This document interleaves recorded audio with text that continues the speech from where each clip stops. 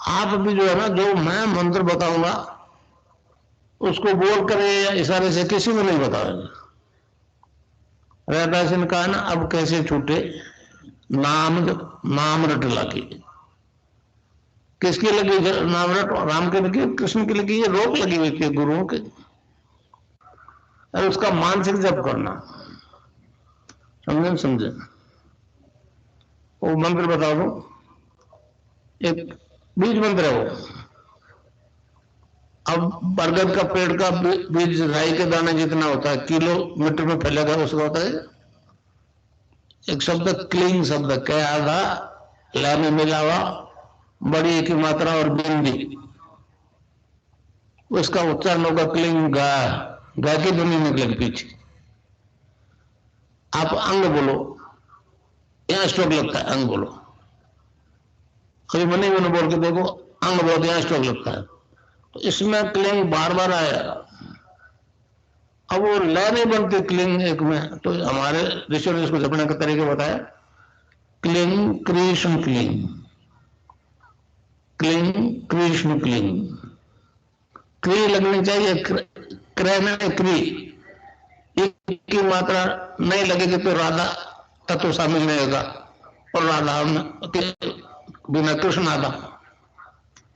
तो ये इसमें राधा और कृष्ण का मंत्र है।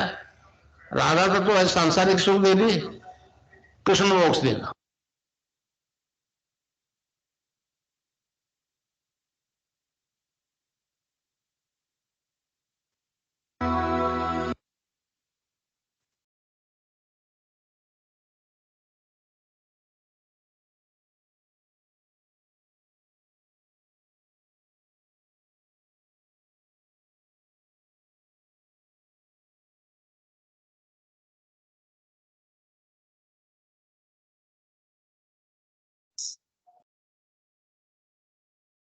जय गुरुदेव, जय श्री दादा गुरुदेव। मैं विनोद पुरोहित जी गुरु भाई से निवेदन करूंगी कि गुरुदेव की दिव्य लेखनी पढ़ के सुनाए।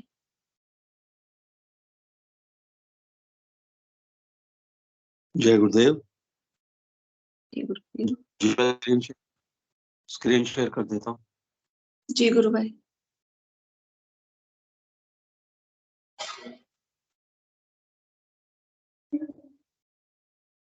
स्क्रीन शेयर हो गई क्या गुरु बहन? नहीं गुरु भाई, नहीं हुई अभी तो। हाँ अब हो गई गुरु जी मैं शुरू करता हूँ। जी। जय गुरुदेव, जय दादा गुरुदेव, जय गुरुदेव सभी को। आज की दिव्य लेखनी का शीर्षक है मात्र सनातन धर्म ही विश्व शांति का रक्षक। 3 दिसंबर 1988 को पूज्य गुरुदेव ने यह लेख लिखा था।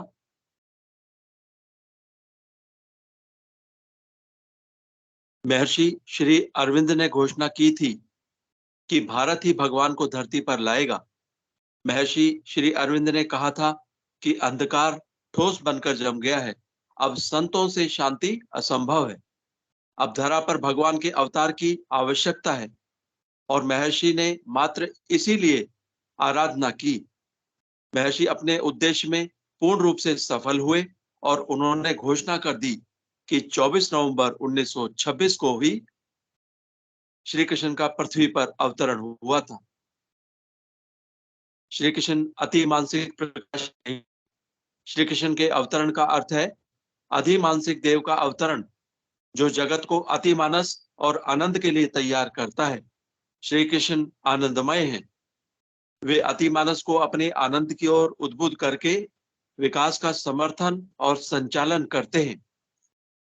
इसी संदर्भ में महर्षि श्री अरविंद ने भविष्यवाणी की हुई है कि वह शक्ति जो 24 नवंबर 1926 को मनुष्य के रूप में जन्म ले चुकी है, सन 1993 के अंत तक अपने क्रमिक विकास के साथ संपूर्ण विश्व के सामने प्रकट हो जाएगी। भगवान ने श्री अरविंद को अलीपुर जेल में आदेश दिया था कि मैं इस देश को अपना संदेश फैलाने के लिए उठा रहा हूं। यह संदेश उस सनातन धर्म का संदेश है जिसे तुम अभी तक नहीं जानते थे, पर अब जान गए हो। तुम बाहर जाओ तो अपने देशवासियों को कहना कि तुम सनातन धर्म के लिए उठ रहे हो। तुम्हें स्वार्थ सिद्धि के लिए नहीं, अपितु संसार के लिए उठाया जा रहा है। जब कहा जाता है कि भारतवर्ष महान है, तो इसका मतलब है सनातन धर्म महान है।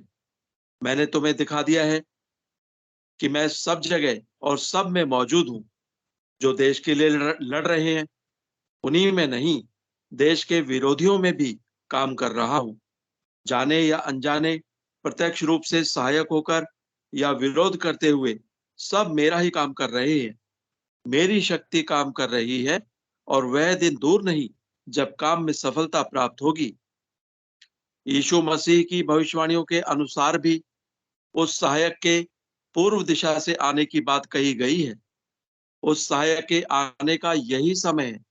इसके अतिरिक्त विश्व के कई भविष्यवक्ताओं ने भी कहा है कि 20वीं सदी के अंत से पहले एक नई सभ्यता, जिसका उद्गम भारत से होगा, संपूर्ण विश्व को आंधी तूफान की तरह ढक लेगी। विश्व भर के सभी धर्मों में मात्र सनातन धर्म ही एक ऐसा धर्म है जो मनुष्य को विकास की चरम सीमा तक पहुंचाने की बात कहता है। वैदिक मनोविज्ञान के अनुसार मनुष्य शरीर की संरचना 7 प्रकार के तत्वों से हुई है, जिनके अंदर आत्मा अंतर्निहित है। इन 7 तत्वों की अलग अलग व्याख्या करते हुए ऋग्वेद कहता है, पहला अन्नमय कोश, दूसरा प्राणमय कोश, तीसरा मनोमय कोश, चौथा विज्ञानमय कोश, पांचवा आनंदमय कोश, छठा चित्तमय कोश, सातवां सत्यमय कोश। आज तक इनमें से प्रथम 4 कोश ही मानवता में विकसित हो पाए हैं। बाकी तीनों अर्थात सच्चित आनंद, सच्चिदानंद, बाकी तीनों कोश अभी तक विकसित नहीं किए जा सके। वैदिक मनोविज्ञान के अनुसार अन्नमय कोश से विज्ञानमय कोश तक अपरार्थ या सत्ता का निम्नतर भाग है, जहां विद्या पर अविद्या का आधिपत्य है। आनंद से सत तक परार्ध या उच्चतर अर्ध, जिसमें अविद्या पर विद्या का प्रभुत्व है, और वहां अज्ञान, पीड़ा या सीमा का नाम नहीं, क्योंकि प्रथम चारों कोशों में विद्या पर अविद्या का आधिपत्य है। इसलिए विज्ञान का प्रयोग सृजन के स्थान पर विध्वंस में ही अधिक हो रहा है। विश्व में मात्र वैदिक धर्म ही अवतारवाद का जनक है। वही कहता है कि ईश्वर की प्रत्यक्षानुभूति और साक्षात्कार संभव है। संसार के बाकी पैगंबरवादी धर्मों में यह सामर्थ्य नहीं है। वे तो मात्र पैगंबर के बताए अनुसार ही ईश्वर को जानते हैं। प्रत्यक्षानुभूति और साक्षात्कार करने का कोई पथ उन धर्मों में नहीं है। जब 7 में से 4 तत्वों की जानकारी विश्व को हो चुकी है, तो बाकी 3 कोशों का भी ज्ञान प्राप्त करना संभव है। परंतु उस ज्ञान को प्राप्त करने की सामर्थ्य केवल सनातन धर्म में ही है, क्योंकि वह ईश्वरवाद का जनक है। पैगंबरवादी धर्म यह कार्य नहीं कर सकते, क्योंकि अब बाकी तीनों तत्वों अर्थात सच्चित आनंद, सच्चिदानंद के चेतन होने का नंबर है। अतः यह कार्य मात्र भारत ही करेगा। अनादिकाल से यह ज्ञान विश्व को भारत ही देता रहा है। इसी दिव्य ज्ञान का प्रचार प्रसार संपूर्ण विश्व में पुनः करके अपने स्वर्ण युग में प्रवेश कर जाएगा। मनुष्य योनि में चरम विकास की बात कहते हुए भगवान श्री कृष्ण ने गीता के 13वें अध्याय के 23वें श्लोक में पुरुष की व्याख्या करते हुए कहा है, वास्तव में पुरुष इस देह में स्थित हुआ भी पर अर्थात त्रिगुणातीत ही है। केवल साक्षी होने से उपद्रष्टा और यथार्थ सम्मति देने वाला होने से अनुमंता एवं सबको धारण करने वाला होने से भर्ता, जीव रूप से भोक्ता तथा ब्रह्मादिकों का भी स्वामी होने से महेश्वर और शुद्ध सच्चिदानंद घन होने से परमात्मा, ऐसा कहा गया है। गीता की उपर्युक्त व्याख्या के अनुसार मनुष्य आत्म साक्षात्कार करते हुए तद्रूप बन सकता है। अतः वैदिक मनोविज्ञान के अनुसार उपर्युक्त सातों तत्वों को चेतन करके मनुष्य अपने चरम विकास को प्राप्त कर सकता है। भारत के ही नहीं, विश्व भर के अनेक भविष्यवक्ताओं ने जो भविष्यवाणी की है कि भारत का ही दर्शन 21वीं सदी में मान्य होगा।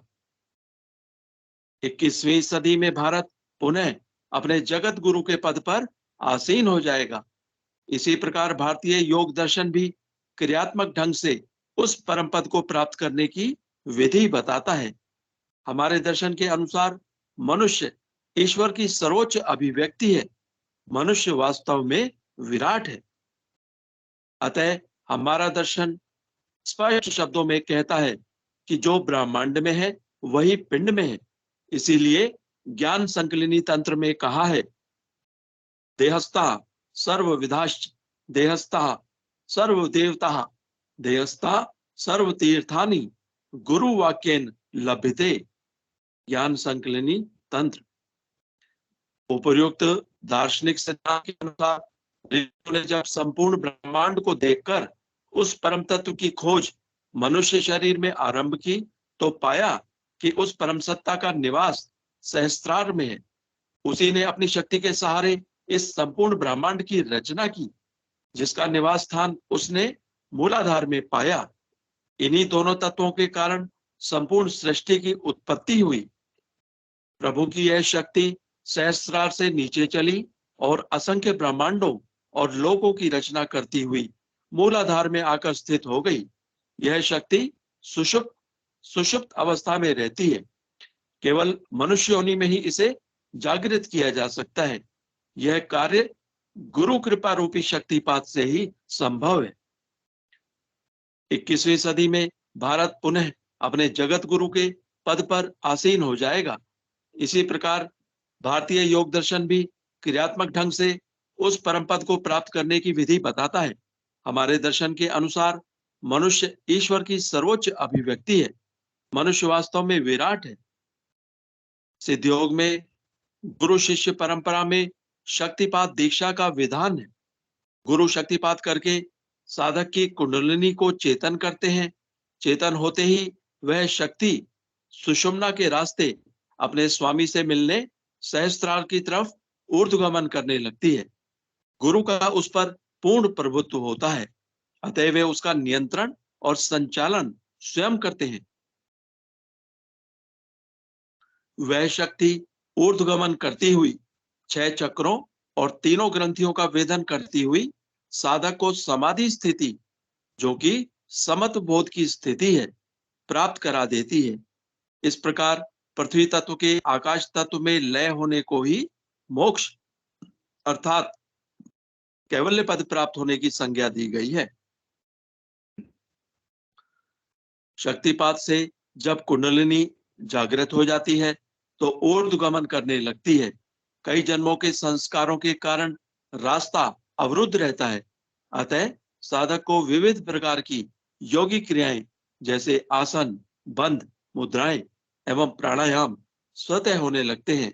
वह शक्ति साधक का शरीर, प्राण, मन और बुद्धि अपने स्वायत्त कर लेती है। इस प्रकार जो क्रियाएं होती हैं उसमें साधक का किसी प्रकार का सहयोग या असहयोग कार्य नहीं करता है। साधक ना तो उन्हें करने की स्थिति में होता है और ना ही उन्हें रोकने की। वह शक्ति सीधा अपने नियंत्रण में सभी क्रियाएं करवाती है। इस प्रकार भौतिक विज्ञान को यह खुली चुनौती है। मेरे शिष्यों में अनेक इंजीनियरिंग के छात्र हैं तथा इंजीनियर हैं। उन सभी को ये क्रियाएं होती हैं।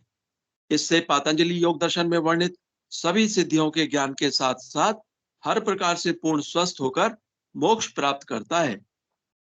पातंजलि योग दर्शन में साधक को जिन सिद्धियों का ज्ञान प्राप्त होता है उनमें एक का नाम प्रातिभ ज्ञान है।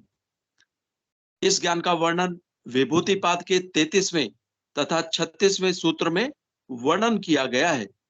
इस संबंध में ऋषि ने कहा है, ततः प्रातिभ श्रावण वेदना स्वादवार्ता जायन्ते। विभूतिपाद उससे प्रातिभ, श्रावण, वेदन, आदर्श, आस्वाद और वार्ता, ये 6 सिद्धियां प्रकट होती हैं। पहली प्रातिभ। इससे भूत, भविष्य और वर्तमान एवं सूक्ष्म, ढकी हुई और दूर देश में स्थित वस्तुएं प्रत्यक्ष हो जाती हैं।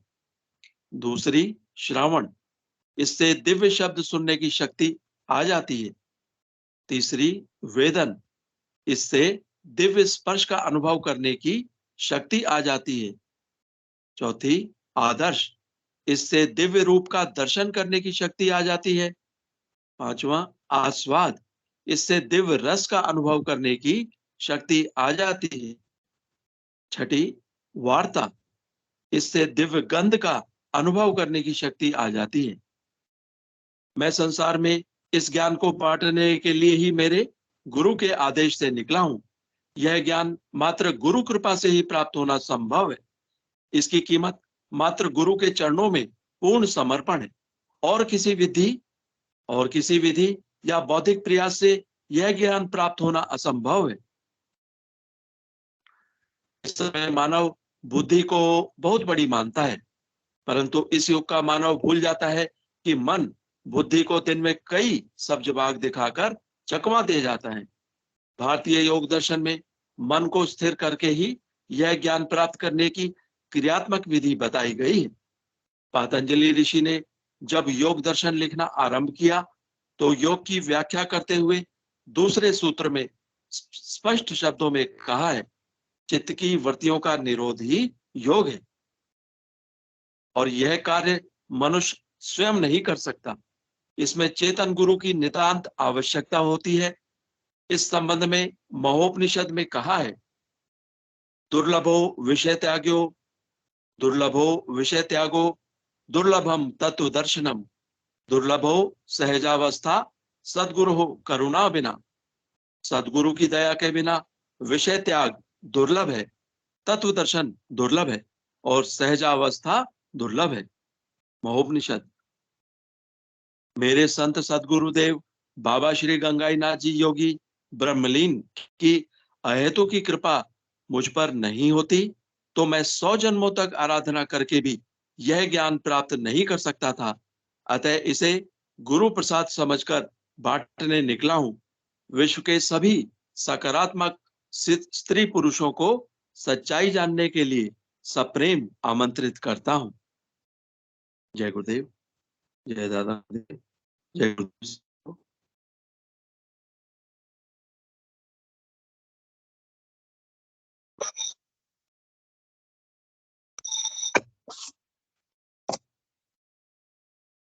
जय गुरुदेव, जय दादा गुरुदेव।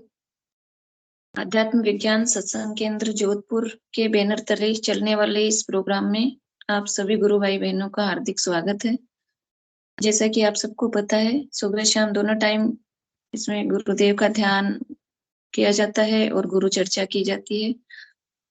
इसी क्रम में हम इस कार्यक्रम को आगे बढ़ाते हुए गुरुदेव के ध्यान से संबंधित और उनकी साधना से संबंधित जो भी दिव्य अनुभूतियां गुरु भाई बहनों को हुई है उन्हें आमंत्रित करना चाहेंगे। जो भी अपनी जिज्ञासा है वो मंच पर प्रकट कर सकते हैं ताकि दूसरे नए गुरु भाई बहनों को भी उससे प्रेरणा मिल सके, वो भी अपनी साधना में आगे बढ़ सके। कोई भी गुरु भाई बहन? धनंजय सिंह गुरु भाई, स्वागत है आपका। जय गुरुदेव गुरु बहन, जय श्री गुरुदेव। जय गुरुदेव। अब मेरी आवाज आ रही है गुरु बहन? जी गुरु भाई, आ रही है। हाँ जी गुरु बहन, तो मैं बस इतना ही बताना चाहता था गुरु बहन। जैसे मेरा पर्सनल एक एक्सपीरियंस है अभी जो मेरे साथ रिसेंटली 2-3 दिन पहले हुआ।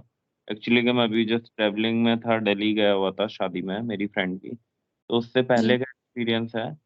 तो मतलब हम कहते हैं, हम बड़े असमंजस में रहते हैं कि क्या ये गुरुदेव की फोटो वाकई ऐसी है जैसा गुरुदेव ने बताया है कि वो हमेशा जिंदा रहेगी, कभी नहीं मरेगी। और गुरुदेव ने एक और बात बोली कि आप मुझसे अंदर से जुड़ो, मैं 100% सटीक जवाब दूंगा।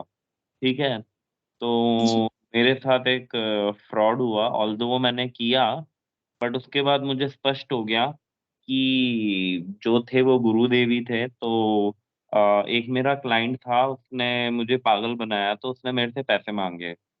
तो पहले उसने 5,000 मांगे, फिर उसने 10,000 मांगे, फिर उसने 22,000 मांगे और ऐसे करके वो 75,000 रुपए मांग रहा था। ठीक है? तो मैंने गुरुदेव से कहा, ऑल्दो उसमें मेरा भी कहीं न कहीं लालच था, तभी मैंने ये गलती करी। पर ठीक है, मैं ज़्यादा नुकसान नहीं हुआ मेरे। तो मैंने गुरुदेव से पूछा, मैंने कहा, "क्या हरि, आप मेरी इसमें मदद करो, आज मैं आपका मार्गदर्शन चाहता हूँ। मैं कभी आपसे नहीं बोलता कि मुझे ये उत्तर दो, ये जवाब दो, बट आज मैं फँसा हुआ हूँ और मैं आपसे कभी भी साल में 1 या 2 बार ही मुश्किल से मैं हार्डली आपसे पूछता हूँ। क्योंकि कि मेरा ये स्थिति है गुरु बहन कि मुझे कभी यूँ लगता है कि ठीक है, जो है गुरुदेव का ही दिया हुआ है, तो क्यों पूछना? तब वो ही चला रहे हैं, तो हम होते कौन है पूछने वाले? जी पूछेंगे तो तब हमें कोई दिक्कत हो, जहाँ मानवीय बुद्धि या प्रयास कर रहे हैं, तो उस दिन मैंने वो करा। तो गुरुदेव से जी मैंने पूछा, "क्या गुरुदेव ये फ्रॉड है या नहीं है?" अंदर से आवाज़ आई, "हाँ, ये फ्रॉड है।" मैंने कहा, "ये क्या गुरुदेव, ये आप हो या और कोई?" ये बोले, "ये मैं ही हूँ और ये फ्रॉड है, फ्रॉड है, फ्रॉड है, फ्रॉड है। बेटा ये फ्रॉड है तो है, मान जा, पैसे मत देना।" मैंने कहा, "यार ठीक है।" और गुरु बहन, मैंने मतलब गुरुदेव को तो चैलेंज करने का मेरा सामर्थ्य नहीं है, ना मेरी ऐसी बुद्धि है, ना ऐसा मन, ना विचार। अगर ये दिमाग और ऐसे शब्द भी मेरे मुँह पे आए, तो उसके लिए मैं क्षमा चाहता हूँ गुरु से, श्री हरि से और आप सबसे भी। बट मैं यही कहूँगा गुरु बहन, मैंने उसको वो पैसे करे, वो रोया मुझे फ़ोन करके और 15,000 रुपए मैंने करे और वो फ्रॉड निकला और वो बिग फ्रॉड था। तो उस बात से ये बात स्पष्ट हो गई गुरु बहन कि गुरुदेव जो उत्तर देते हैं, वो आपको स्पष्ट और बहुत क्लियरली उत्तर देते हैं। क्योंकि गुरु बहन मुझे लगा कि ये जेन्युइन हो सकता है, मैंने कहा क्या पता यार, मुझे बेसहारे की और एक ज़रूरतमंद आदमी की हेल्प करनी चाहिए, ऑल्दो वो मैंने करी। बट वो गुरुदेव ने जो भीतर से जवाब दिया वो इतना सटीक था और उस सटीकता में एक और बात थी गुरु बहन की, जब गुरुदेव अंदर से जवाब देते हैं तो कोई इफ एंड बट एंड शंका पैदा नहीं होती, ठीक है? बट उसके बाद जैसे ही मैंने आँख बंद करी, गुरुदेव से पूछा, बहुत रिक्वेस्ट करने पे गुरुदेव ने बताया, ज़्यादा भी रिक्वेस्ट नहीं बट हाँ, रिक्वेस्ट करने पे गुरुदेव ने बताया, तो मुझे ये तो पता चल गया था गुरुदेव है, बट मुझे ये था कि यार ये गरीब है, इसकी मदद करके देखता हूँ, क्या पता? वहाँ शंका आई। फिर मुझे ये बात डाउट क्लियर हो गया कि नहीं भाई, तब सटीकता से जवाब मिलता है ना आपको, नो इफ एंड बट और 100% क्लियरिटी के साथ, जहाँ आपके मन में एक भी दूसरा थॉट नहीं आता उस टाइम, तो वो गुरुदेव ही जवाब देते हैं। हमें ये लगता है कि हमारा मन हमें बहला रहा है, नहीं, तब मन बहलाएगा तो वो बहुत दोगली बातें करेगा। ठीक है? ऐसा-वैसा, तब आपको अंदर से उत्तर मिल रहा होगा और पीछे कोई थॉट चल रहा होगा, तो क्या पता वो मन का हो। बट जब गुरुदेव सटीक जवाब देते हैं, ये मेरा पर्सनल बता रहा हूँ, सबका अपना-अपना हो सकता है गुरु बहन, ठीक है? क्योंकि मैंने फर्स्ट टाइम गुरुदेव से या शायद सेकंड टाइम मेरी लाइफ में कुछ बहुत इम्पोर्टेंटली मतलब प्रे करी थी, कि गुरुदेव मैं ऐसी स्थिति में खड़ा हो गया हूँ, मुझे मदद करनी चाहिए, नहीं करनी चाहिए, ये फ्रॉड है, ये सही है, ये कैसा है? ठीक है, मेरा क्लाइंट है, मुझे क्या करूँ? अब ये माँग रहा है, एकदम से ऐसी सिचुएशन है, तो अंदर से जवाब आई वो फ्रॉड है, नहीं मतलब नहीं। और वो ही 1 मिनट या 30 सेकंड तक चलता रहा, नहीं, नहीं, नहीं, नहीं देगा पैसे, तू नहीं देगा। ठीक है बेटा, मैं तुझे अभी भी बता रहा हूँ, पैसे मत देना, ये फ्रॉड है। ठीक है। बट इस बात से गुरु बहन ये पक्का हो गया कि वो बात गुरुदेव ने मुझे बताई, पैसे भी गुरुदेव ने दिलवाए और ये स्पष्ट कर दिया कि वो फ्रॉड था। मेरा ये मानना है, क्योंकि मैं पैसे नहीं देता तो पता भी नहीं चलता। तो वो कोई मेरा ऋण रह रहा होगा उसपे गुरु बहन पक्का, कि जो मुझे चुकाना था उसका पैसों का पिछले जन्म का कर्ज, वो गुरुदेव ने चुकवा दिया, मैं तो ये मान रहा हूँ। बट मैंने यही बात आज मैंने सोचा मुझे मंच पे रखनी चाहिए, क्योंकि मैं खुद पर्सनली और हम सब बहुत यूँ दुखी रहते हैं कभी-कभार कि गुरुदेव पहले मैं रहता था, अब तो नहीं रहता, कि गुरुदेव क्यों उत्तर नहीं दे रहे बताओ ना। बट हाँ, गुरु बहन, जो भी शब्द गुरुदेव के मुख से निकले हैं या जो उन्होंने लिखे हैं, वो 100% सत्य हैं। अब उस सत्य को हम खोज नहीं पा रहे और आज़मा नहीं पा रहे, वहाँ कमी हमारी है। वहाँ कमी समर्पण की है, वहाँ कमी नाम जप की है। तो वो हमें उस लायक बनना है, क्योंकि वो तो लुटा ही रहा है। उसके दर पे तो कभी गेट बंद ही नहीं हुए, वो तो 24/7 लुटाने के लिए बैठा है। हमें वो जी घर पे जाके उसके हाथ फैलाने हैं कि वो हमें दे सके। तो बस गुरु जी बहन की बात मुझे बतानी थी और एक और अनुभूति है, बट वो बाद में बताएंगे। बट हाँ, आज मुझे लगा कि ये मुझे सबको बताना चाहिए कि हमारे हरि हमारे अंदर है, और वो जी जी स्पष्टता से मतलब उत्तर देते हैं आपकी चीजों का, तब आप उनसे मांगो। जी जी गुरु भाई, बहुत ही अच्छी अनुभूति है। और ये एकदम प्रमाणित है कि गुरुदेव तुरंत और स्पष्ट जवाब देते हैं, उसमें कोई किंतु परंतु नहीं होता है। तो जब गुरुदेव ओमनी प्रेजेंट है और उनसे प्रार्थना करें, वैसे भी वो हमारे साथ हमारी हर गतिविधि को देखते हैं, बस जरूरत होती है कि ये पूछे और मैं उसको बताऊं। तो बस हमारी प्रार्थना की, हमारी एकदम जो एकदम समर्पित होके हमारी प्रार्थना की जरूरत होती है, तो गुरुदेव तुरंत हमें रोकते हैं, गलत चीज होने से, गलत हमारे रास्ते पे जाने से तुरंत रोकते हैं। जी मनोज कुमार गुरु भाई, आपका स्वागत है। जी गुरुदेव जी, सब भाई बहन को जी गुरुदेव। मेरा एक सवाल एक दो है। ऐसा है, मेरे को कभी कभी सवेरे हम लोग ध्यान करते हैं ना, ये मैटर से कि मैं कभी कभी 5 बजे से मैं सो जाता हूँ, फिर 5:30 बजे उठता हूँ। मेरे को लगता है आधा घंटा नहीं, खाली 1 सेकंड हुआ है। उसके बाद कभी कभी गुरु जी का मंत्र चलता है, वो ध्यान लगाते हैं, तभी तो सो जाता हूँ 15 मिनट ही। फिर हिंगू भाई या कोई भी जय गुरु जी बोलते उठता हूँ। ये जो 15 मिनट कभी आधा घंटा भी बिल्कुल कहाँ गुम हो जाता है मालूम नहीं। वो लगता है मेरे खाली 1 ही सेकंड हुआ है। और एक बात है, ये क्या सही है क्या है, ये कभी कभी होता है, कभी कभी ध्यान लगता नहीं तो गुरु के हाथ में। और एक सवाल है, अभी जो हम लोग को सुबह ध्यान करते हैं और शाम को ध्यान करते हैं, जितना घंटा जो डिस्टेंस हुआ, गैप हुआ, जो जगह हुआ, ये ध्यान को या ये ध्यान को कि ऐसा क्या जरूरी है क्या? हमारे जो ध्यान करते 8 घंटा 10 घंटा या 12 घंटा होना जरूरी है? अभी देखिए, कोई भी उठा दोपहर को, ब्रश करके फ्रेश होके ध्यान करके खाना खा लिया, फिर शाम को ध्यान किया, तो उसको 4-5 घंटा हुआ। और किस किस को 10 घंटा होता है। इसके बारे में मेरे को थोड़ा क्लियर में बता दीजिए।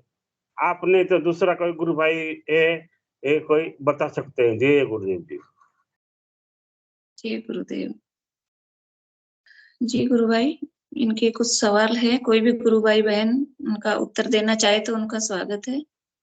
जो लास्ट में इन्होंने पूछा कि सुबह गैप इतना ज्यादा होना जरूरी है क्या, तो गुरुदेव ने तो स्पष्ट कहा है कि सुबह, यानी सुबह सूर्योदय से पहले हो तो सबसे उत्तम है, और नहीं भी हो तो बाद में आप कर सकते हो। लेकिन जैसे बाद में का मतलब ये नहीं है कि 12-1 बजे जैसे हम ध्यान कर रहे हैं, और कभी कभी परिस्थितियां हो जाती है तो कभी भी कर सकते हैं, कोई इसमें वो नहीं है। और सुबह और शाम 2 टाइम के ध्यान का गुरुदेव ने 15-15 मिनट बोला है। तो सुबह जल्दी हो 6-7-8-9 बजे तक तो ठीक है, तो ज्यादा अच्छा है, वरना कभी भी ध्यान कर सकते हैं। इसमें कोई बंदिश है ही नहीं गुरुदेव की तरफ से कि यही टाइम फिक्स होना चाहिए, ऐसा कुछ नहीं है। कोई गुरु भाई इनके प्रश्न का उत्तर देना चाहिए। धनंजय सिंह जी गुरु भाई, स्वागत है आपका। जैसे गुरु बहन, बहुत ही अच्छा सवाल मतलब गुरु भाई ने पूछा है। और जैसे मेरा भी व्यक्तिगत ये मानना था कि क्या हमें नियम में बंधना चाहिए? बिल्कुल नहीं बंधना चाहिए गुरु बहन। गुरुदेव ने कहा है कि मैं आपको बंधन मुक्त करवाने आया हूँ। और जैसे जैसे गुरु बहन हम साधना करते हैं तो इंटरनली चेंज हम में आते हैं। अगर हम कोई भी चीज मेंटली या फोर्सफुली करेंगे वो कभी फलीभूत हो ही नहीं सकती, क्योंकि योग हमारा नहीं है, ये योग गुरुदेव का है। तो पर्सनली मैं बताता हूँ गुरु बहन, मैं भी मतलब मैं सुबह बिना ब्रेकफास्ट करे हुए मेरा एक नियम है, और शाम को भी कि मैं बिना खाना खाए ही ध्यान करता हूँ। करता नहीं हूँ मतलब वो एक नियम बन गया अपने आप, मैंने बनाया नहीं है। और ऐसा नहीं है कि मैं इसमें बहुत रिजिड हूँ, बट हाँ मैं तब खाना खा लेता हूँ। तो एक वो गुरुदेव ही ऐसी प्रेरणा देते हैं, एक वो नियम बना हुआ है कि उसके 1-2 घंटे बाद मैं ध्यान करता हूँ फिर। ठीक है, बट हाँ मेरा ऐसा सच कोई नियम नहीं बना, बट इस साधना में गुरु बहन तब आप आगे बढ़ेंगे या कोई भी, तो वो नियम अपने आप आपकी जिंदगी में आएंगे। अब जैसे मुझे पता है, मैं पहले सुबह बहुत हैवी खाना खाता था। अब जी साधना में आने के बाद गुरु बहन मैं पोहा उपमा के अलावा कुछ भी खा लूं तो मेरी वो हालत होगी गुरु बहन देखने लायक कि अगला देख के बोलेगा कि ये जिंदा भी क्यों है। मेरे इतनी एसिडिटी और इतनी गैस बनती है। तो अब मुझे पता चल गया है कि गुरुदेव मुझे इशारा दे रहे हैं कि बेटा जो नियम मैं बांध रहा हूँ उनको फॉलो कर। हाँ, मैं अपने प्रयास से सिर्फ उनको फॉलो कर सकता हूँ, वो नियम और वो चीजें अपने आप घटित होगी गुरु बहन, क्योंकि यहाँ पे यम, नियम, प्राणायाम, आसन, धारणा, ध्यान और समाधि सब गुरुदेव की है। तो वो स्वतः ही आपकी ज़िंदगी में आती है। मानवीय प्रयास से गुरुबन मैंने बहुत कोशिशें करी, वो सब विफल रही, क्योंकि मैं वहाँ कायदे, कानून और नियम नहीं बना सकता था। ठीक है? तो जैसे ही गुरुदेव ने मुझे चाहा और अपने हिसाब से मोल्ड करा, तो ऑटोमैटिकली गुरु बहन वो नियम बनने लग गए। और वो आज मैं वो बद्ध नहीं हो रहा कि मैं उनमें बंध चुका हूँ, बट हाँ, मुझे पता चल गया है कि वो ही मेरे लिए राइट है। तो वो तो एक मैच्योरिटी है कि मुझे हाँ, वो ही करना चाहिए, क्योंकि मेरे को मेरे गुरु ने रास्ता दिखा दिया है। अब उसको मुझे फ़ॉलो मैं नहीं करूँ, वो मेरी मूर्खता है, बट मुझे पता है आज नहीं तो 1 साल बाद, 10 साल बाद मुझे उस पाथ पे आना ही पड़ेगा। जी जैसे लाइट फूड खाना, हेवी फूड खाना, ये अपने आप हो गया है, ठीक है? बट हाँ, मैं आज भी ऐसा होता ही है गुरु बहन, कि मैं ऑटोमैटिकली बिना ब्रेकफ़ास्ट वाला वो नियम है मेरा, कि गुरुदेव ने भी कहा है कि कुछ मतलब खा के नहीं, खाली पेट करो तो बढ़िया है। क्योंकि गुरु जी बहन ये वैरी करता है कि आपको प्राणायाम होंगे, आपको आसन भी होंगे, बंद भी लगेंगे, तो वॉमिटिंग हो सकती है जी जी इस वजह से। तो ये मेरा मतलब व्यक्तिगत विचार था। जी गुरु भाई, एकदम सही है। बिना कुछ खाए पिए अपन ध्यान करें तो बहुत अच्छा है। गुरुदेव ने भी कहा है कि अगर खा के करोगे तो वोमिटिंग वगैरह हो सकती है। एक गुरु भाई का प्रश्न था, जैसे कि शायद ये पूछना चाहते थे, मेरे को स्पष्ट समझ में नहीं आया, कि 15 मिनट या आधा घंटा करता हूँ तो भी कम एक मिनट जैसा या कुछ थोड़ा सा किया ऐसा लगता है, तो जी शायद। गुरुदेव जी, ऐसा कुछ नहीं है। सुबह-सुबह जो हम लोग ध्यान करने बैठते हैं ना, जी कभी-कभी 5 बजे से मेरे को नींद आ जाता है। ऐसा अच्छा नींद आ जाता है, फिर 5:30 को खुलता है। अच्छा और कभी-कभी 15 मिनट ही नींद आता है, कभी-कभी मंत्र जाप होता है, कभी कुछ मालूम नहीं पड़ता है, कभी-कभी गहरा नींद में आ जाता है। मेरे को मालूम है 15 मिनट ही करना चाहिए, ज़्यादा करेगा तो मेरे को सिर में खुजली हो जाता है, वो तो अच्छा अच्छा महसूस होता है। मगर ये जो पॉइंट है, अखे आनंद आता है। ये कभी-कभी आँख खोलने का दिल नहीं करता है, ऐसा मज़ा आता है। अभी एक 5-6 दिन पहले तो हिंकू जी या कोई जय गुरु जी बोले, फिर मैं आँख बंद करे रुका हूँ। फिर मेरे को 10 मिनट एक्स्ट्रा आ गया, फिर खुला, अरे! ऐसा। ये आनंद आता है, ये सही है या गलत है? जी ये गुरु पूछने भाई, का था। जी गुरुदेव जी। गलत तो कुछ भी नहीं है। सब कुछ गुरुदेव ऑटोमेटिक ही करवाते हैं। अगर आपका उस तरफ अट्रैक्शन हो रहा है ध्यान की तरफ, वैसे गुरुदेव ने बोला है 15 मिनट से ज्यादा नहीं करना है। और अगर प्रार्थना करके गुरुदेव को अपन बैठेंगे कि 15 मिनट ध्यान लगवा दो, तो एग्जैक्ट 15 मिनट ही लगेगा। तो सबसे पहले तो ये जरूरी है कि ध्यान में बैठने से पहले हम गुरुदेव से प्रार्थना कर लें कि गुरुदेव 15 मिनट आपके चरणों में ध्यान लगवा देना, मंत्र जाप करवा देना। तो वो 15 मिनट ही लगेगा। और कभी कभी होता है ऐसा कि नींद आ जाती है, तो ध्यान करते करते ही, मंत्र जाप करते करते अगर नींद आ जाती है, तो उसमें कोई नहीं, आप आधा घंटा 1 घंटा नींद आ जाती है, तो उसमें कोई, मुझे तो लगता है उसमें कोई ऐसा है नहीं कुछ नेगेटिव की कुछ गलत हो। तो और भी कोई गुरु भाई बहन इसका जैसे आंसर? मेरा भी इसमें मानना है, मैं कल सेशन में नहीं जुड़ पाया जब मेरी ड्यूटी थी, इसके लिए भी मैं क्षमा चाहता हूँ। बट जब मुझे बोलना था तब तो बोला नहीं, आज बोल रहा हूँ। पर ठीक है, मैं क्या करूँ?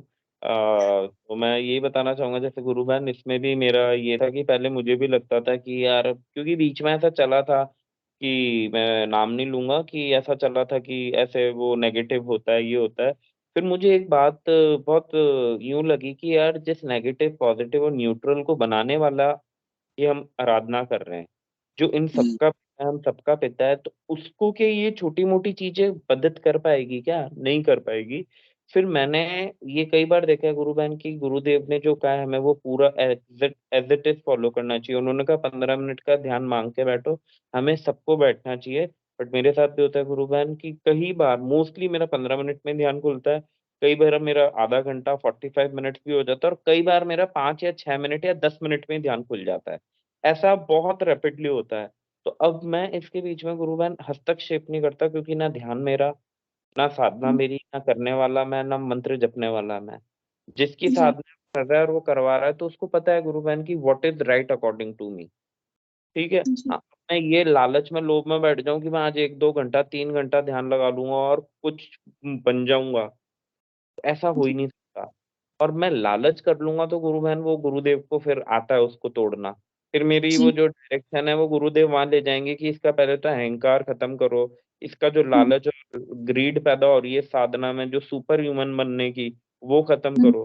सुपर ह्यूमन ऐसे बन गया तो मैं तो राक्षस बनूंगा, क्योंकि वरदान तो भगवान सबको ही देते थे ना। फिर उन लोगों को दे देते थे वो ताड़कासुर जैसे, फिर वो नष्ट ही करा है उन्होंने। हमें तो भगवान जैसा उनके रूप जैसा बनना है कि पूरे ब्रह्मांड के मालिक होके भी कितने सहज है हमारे गुरुदेव। उसमें तो टाइम लगता है गुरु बहन। बट हाँ, मेरा मानना है कि टाइम का भी हमें गुरुदेव पे छोड़ना चाहिए गुरु बहन। क्योंकि मेरे जी। साथ ही पहले बहुत होता था, मुझे लगता था यार मेरे में कोई मतलब भूत प्रेत तो नहीं आ गया, ये क्या हो रहा है, मतलब आधा आधा घंटा ध्यान रख रहा है, मैं 15 मिनट मांग के बैठ रहा हूँ। ये मैं आज से आपको 2 ढाई साल पहले की बात बता रहा हूँ। बट नाउ डेज गुरु बहन वो 12 minute, 15 minute, 20 minute, 5 minute, 5 minute से तो कभी कम नहीं लगा, झूठ नहीं कहूंगा। हाँ, 10 मिनट तक मैं मानता हूँ, 10 मिनट, 15 मिनट, 20, 25, वो कुछ भी होता है। सुबह 15 मिनट लग गया, रात में क्या पता 10 मिनट ही लगे। तो ऐसा है कि गुरु बहन, हाँ, बट हमें पर्सनली गुरुदेव से मांग के बैठना चाहिए, क्योंकि उनको पता है हमारी साधना को कैसे मोल्ड करना है। ही नोज जी। Each and everything. जी, बहुत अच्छा गुरु भाई। कहूंगा जय श्री गुरुदेव। जी गुरु। तो शायद आपके प्रश्न का उत्तर मिल गया होगा मनोज कुमार गुरु भाई। 15 मिनट की प्रार्थना करके बैठना है अपने को। और मेरे को तो ऐसा अनुभव हुआ है कि जैसे अगर 15 मिनट से ज्यादा भी हो गया तो ध्यान लगेगा ही नहीं। 15 मिनट एग्जैक्ट ध्यान लगता है, फिर दिमाग और कहीं चला जाता है। फिर ध्यान लगता ही नहीं। जबरदस्ती बैठे रहो तो भले ही बैठे रहो, लेकिन ध्यान 15 मिनट ही लगता है अगर हम प्रार्थना करके गुरुदेव से बैठते हैं तो। और रही बात नींद की, तो नींद कितनी है उससे रिलैक्स ही होंगे, नींद आने से कोई प्रॉब्लम नहीं होगी। और बाकी सब कुछ गुरुदेव ही करवाते हैं, नींद आना और ध्यान में बिठाना सब कुछ गुरुदेव के हाथ में। कोई हर एक प्रश्न का उत्तर गुरुदेव ही देते हैं। तो इस साधना में ऐसा कुछ नहीं है कि कुछ गलत हो जाएगा, जो होगा वो अच्छा ही होगा। जैसे गुरु और बहन आप बहुत अच्छी बात बोली कि हर चीज का प्रश्न गुरुदेव ही देते हैं। तो कल मैं ट्रैवलिंग कर रहा था और मैं दिल्ली से जयपुर आ रहा था। जी जयपुर गुरु में भाई। मैं माधोपुर आ रहा था। तो मैं गुरुदेव की एक यूट्यूब पे वीडियो डाली है जिसमें गुरुदेव की 2 घंटे की ऑडियो है। ठीक है, और जी। उसमें टाइटल है गुरुदेव की सबसे जबरदस्त स्पीच। तो मतलब वो काफी कैची सा टाइटल था, तो मैंने वो खोला और मैंने बोला और मैं गुरुदेव की स्पीच सुनता रहा, क्योंकि वो सबसे अच्छी चीज है गुरु बहन। आप तब अकेले बैठे हो, ट्रैवलिंग कर रहे हो, तो गुरुदेव की स्पीच लगा लो 1 2 घंटे 3 घंटे। आप यूट्यूब पे और कुछ देखो या और कुछ पढ़ो, तो उससे बेटर है गुरुदेव की स्पीच सुनो। मतलब ऐसा परिवर्तन मेरे में अभी आया है, पहले नहीं था, मैं झूठ नहीं कहूंगा। तो कल मैंने गुरुदेव की स्पीच लगाई, तो उसमें आया, गुरुदेव की स्पीच थी, तो उसमें गुरुदेव ने कहा कि अब हिंदू ही मतलब विश्व धर्म बनेगा। ठीक है, तो मेरे मन में से आया, मैंने कहा हिंदू ही बनेगा, और हिंदू क्या होता है? गुरुदेव आपने कह तो दिया कि हिंदू ही बनेगा, पर हिंदू है क्या? तो फिर अंदर गुरु बहन मेरी एकदम से आंख लगी, और फिर गुरुदेव की स्पीच चल रही है और मुझे अंदर ही अंदर उत्तर मिलते जा रहे हैं। तो मतलब गुरुदेव की जो स्पीच चली है 17 या 20 मिनट की, नहीं 10 15 मिनट की, उसमें एक एक शब्द गुरुदेव बाहर सुनवा रहे हैं और अंदर उनको समझा रहे हैं कि हिंदू का अर्थ क्या है, इसका अर्थ क्या है। जो बेटा मैं कह रहा हूँ वो तू समझ, उसको वैज्ञानिक दृष्टि से समझ कि हिंदू कोई शब्द नहीं है, हिंदू अपने आप में एक पूर्ण रहस्य है। फिर मैंने कहा गुरुदेव तो हिंदू है क्या, वो तो बताओ, रहस्य पे से बताओ तो सही कि हिंदू है क्या। तो फिर अंदर से गुरु बहन वो पता चला कि ही, ई मतलब शक्ति, ई। तभी गुरुदेव बोलते हैं कि ई लगना जरूरी है, शक्ति लगना जरूरी है, शिव भी शक्ति के बिना आधा है। तो बोले बेटा वो जब ई लगता है ना, तो उस ईश्वर, उस परम सत्ता, उस चेतना की ध्वनि है ऊ, ओम। तो उस शक्ति से हिंदू बना। तो हम सब ई को, ई के स्वर जैसा कौन है? ईश्वर। जो ई को सलाम करता है वो इस्लाम, जो ई के जैसा है वो ईसाई, जो ई की सीख ले रहा है वो सिख। क्योंकि आप देखेंगे ना, चाहे फिर इजराइल, यीशु मसीह, ठीक है, यहूदी, ई। तो मैंने कहा यार क्या ज्ञान था, मतलब इतनी सी बात में इतना बड़ा ज्ञान समझा दिया गुरुदेव ने। तो मैंने कहा गुरुदेव ये ज्ञान आपने समझाया, मैं आपको वापस करता हूँ, आपके चरणों में जगह दो, प्रेम दो, बस मुझे आप चाहिए, आपने ज्ञान समझाया, थैंक यू फॉर दैट। तो मैं यही कह रहा हूँ गुरु बहन की गुरुदेव बहुत स्पष्ट समझा दे, पार्ट सी, जो परम पिता जैसा हो, परमात्मा जैसा हो, पार्ट सी, जो परम पिता की शक्ति है वो पार्ट सी है, तो वो उसकी बात कर रहे हैं। तो मैंने कहा चलो गुरुदेव, थैंक यू सो मच, आपने बात समझाई। बस यही कहना था गुरु बहन, आज मैं बहुत बोल लिया। नहीं, बहुत अच्छा लग रहा है गुरु भाई, बोलना ही चाहिए, ये मंच अपना ही है। जी जी गुरु, जय श्री गुरुदेव। जी गुरुदेव, बहुत अच्छा। इस तरह अगर अपने मन में कोई भी प्रश्न हो तो गुरुदेव सपने में भी आके सब समझा देते हैं, नींद में भी सब समझा देते हैं, तो किसी को कोई वो बाहर पहुंचने की, भटकने की जरूरत ही नहीं है। गुरुदेव से प्रार्थना करो और हर प्रश्न का उत्तर पाओ।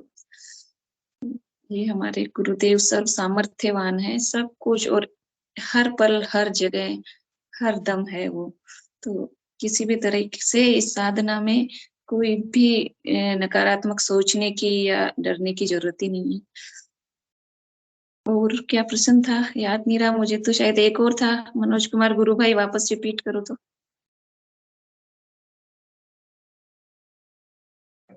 कुछ नहीं, सब कुछ मिल गया। ऐसा जी तो जी मेरे को अंदर अंदर लगभग मिल जाता है, मगर ये खाली पूछा भाई ऐसा हो सकता है क्या, दूसरों को भी होता है, इसलिए ये गुरुदेव सब। जी गुरुदेव गुरु भाई। जी ओपी देवराया गुरु भाई, स्वागत है आपका। ओपी देवराया गुरु भाई नए जुड़े हैं आज मंच पर, हो तो अपना माइक अनम्यूट करें।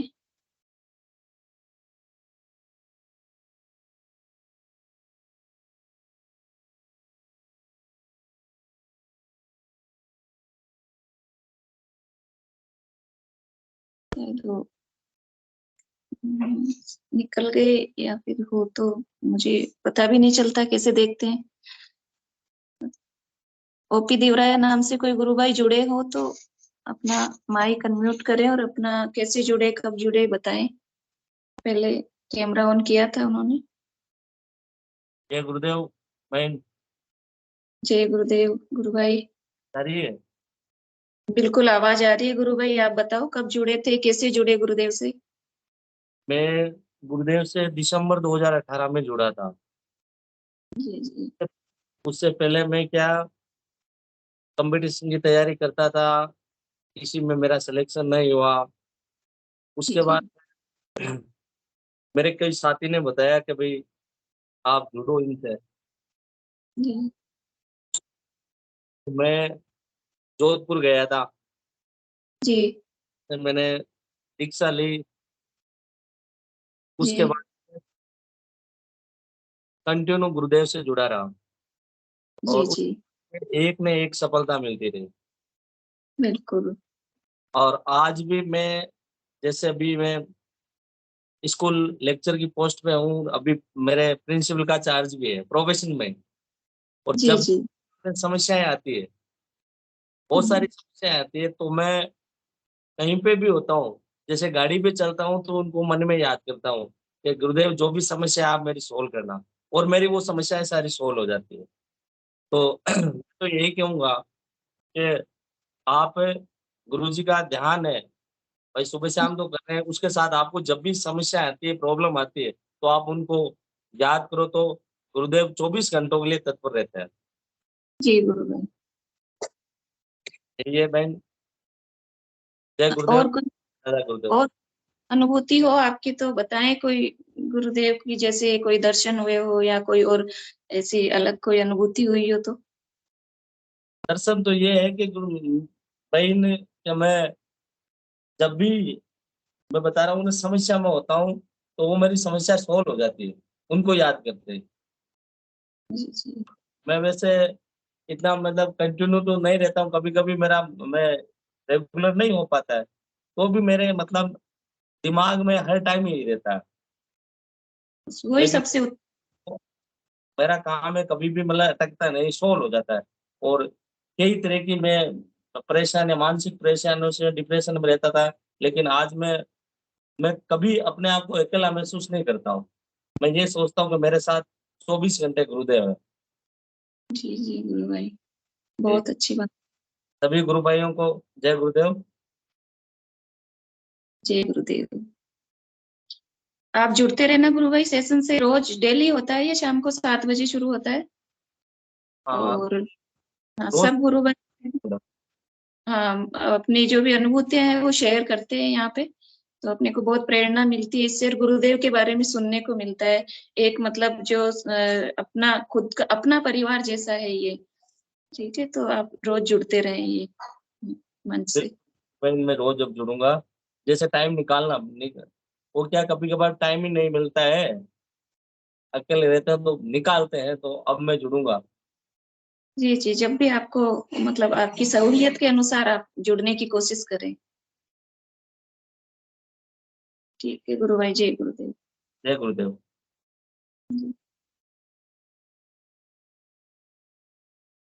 और कोई गुरु भाई बहन अपनी कोई भी जिज्ञासा रखना चाहे या कोई अनुभव रखना चाहे तो उनका स्वागत है।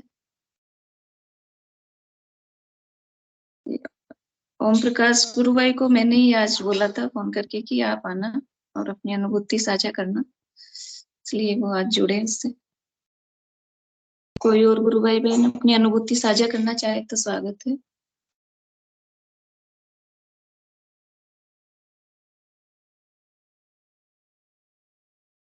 जी जी। हाँ हाँ हाँ, गुरुदेव कोई दिक्कत नहीं। गुरुदेव ने कल ठीक। दिव्य लेखनी में एक बड़ी अच्छी बात कही थी कि आने वाले जो जो हमारा धर्म का जो गिरावट हुई उसका एक मुख्य कारण ये रहा कि मातृशक्ति को हमने उस हिसाब से नहीं लिया, मतलब, और उसका पतन ज़्यादा हुआ। तो ये बड़ा अच्छा लेख है गुरुदेव का और हमें समझना चाहिए इसको। गुरुदेव ने बड़े अच्छे उदाहरण दिए कि जो हमारी माताएं बहनें होती हैं वो दादी भी होती है, नानी भी होती है, माता भी होती है, बहनें भी होती है, और धर्मपत्नी के रूप में भी हम उनका मुझे हमें मिलता है। तो ये हम जब भी हमारे मतलब स्वतः इस आराधना में आगे बढ़ते हैं तो मुझे भी ऐसा महसूस हुआ है कि हम फेमिनिन पावर की रिस्पेक्ट हम बढ़ गई है अभी, मतलब इस आराधना पे चलते हुए। और जो गुरुदेव एक बात और कहते हैं कि अगर मातृशक्ति पे इतना प्रहार नहीं होता तो धर्म का इतना पतन नहीं होता है, क्योंकि मातृशक्ति किसी भी रूप में अपने बच्चे को बचा लेती है।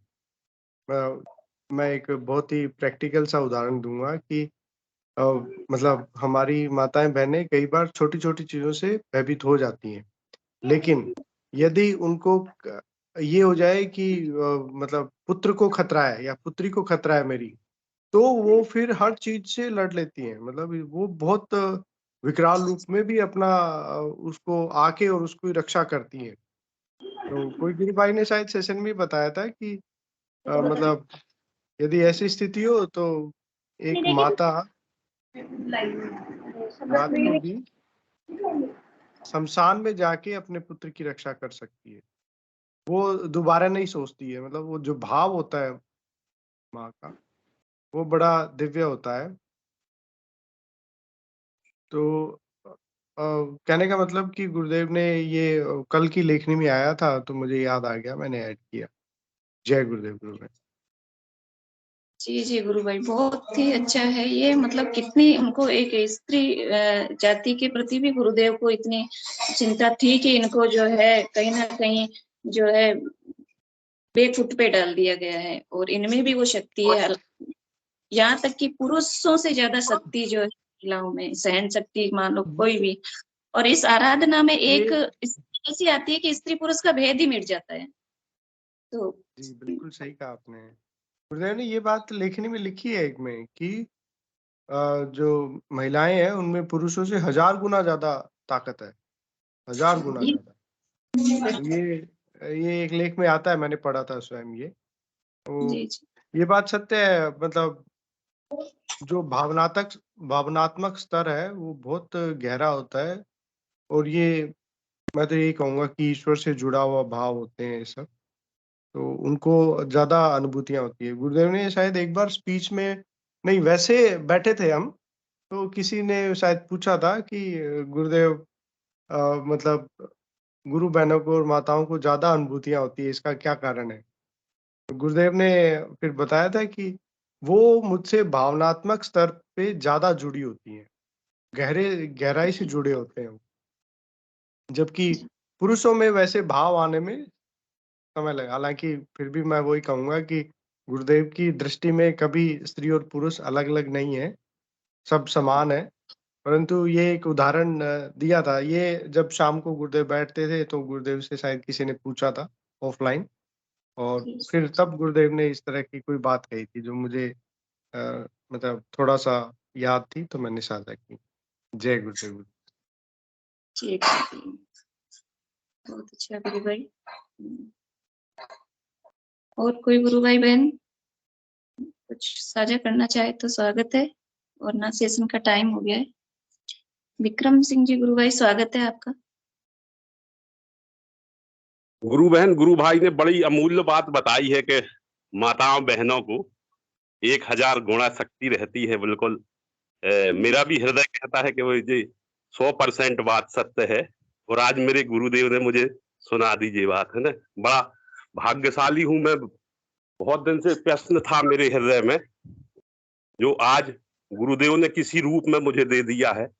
बड़ी बहुत खुशी हो रही है, मेरे तो सिर हिलने लगा इस बात से। जी गुरु भाई। बहुत बहुत बहुत बड़ी बात का फल मिला है आज, है ना। जी गुरु भाई। हाँ हाँ, माताओं बहनों का पद वैसे ही तो ऊंचा है, वो माँ रूप में है।